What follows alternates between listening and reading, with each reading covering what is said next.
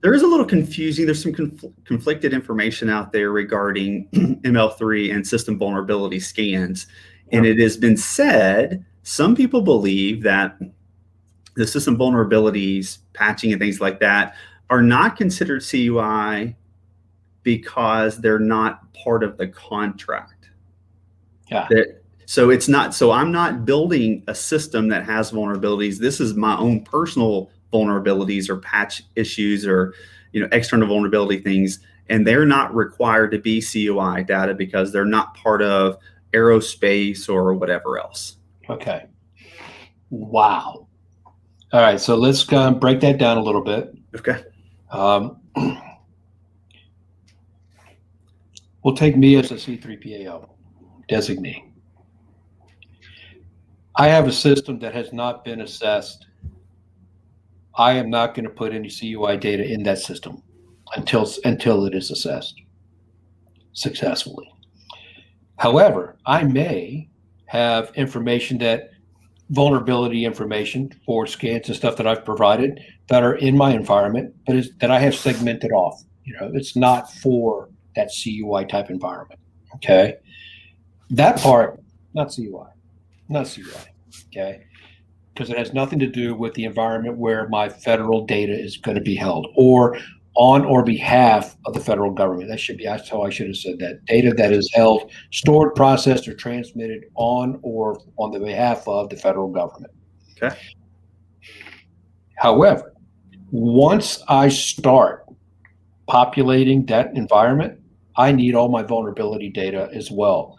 That is going to be CUI data. There is a special tag in NARA. Go look it up. It's CUI/V, I believe, is for vulnerability data, and it has to be in there because the DoD needs that transparency.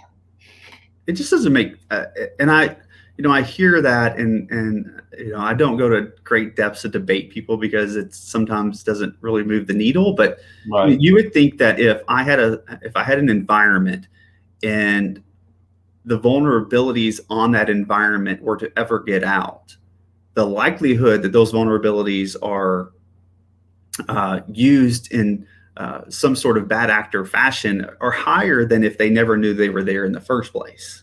Agreed. And so I found that kind of interesting.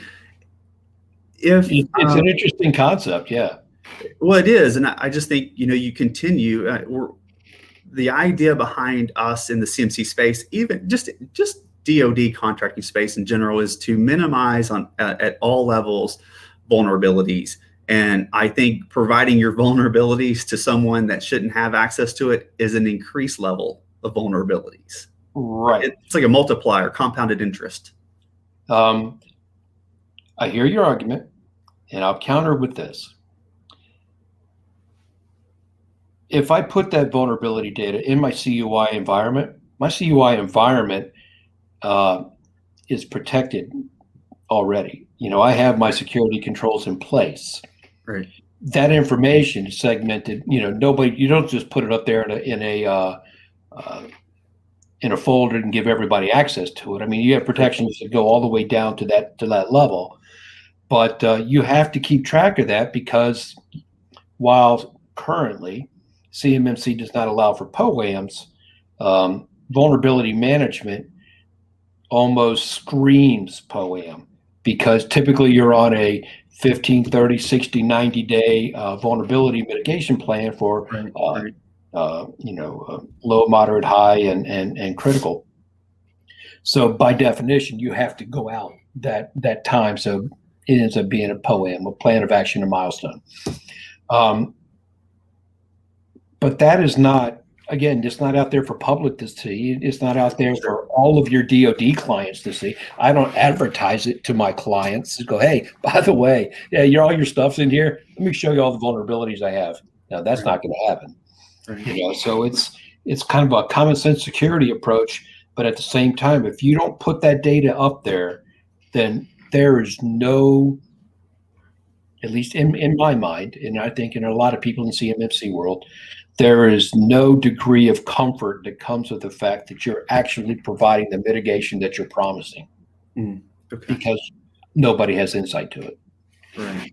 And as a C3PAO, I'm worried about it on your side, but I'm more worried about it on my side, because I am one, hack away from being out of the pool, and I don't want to be out of that pool. Right.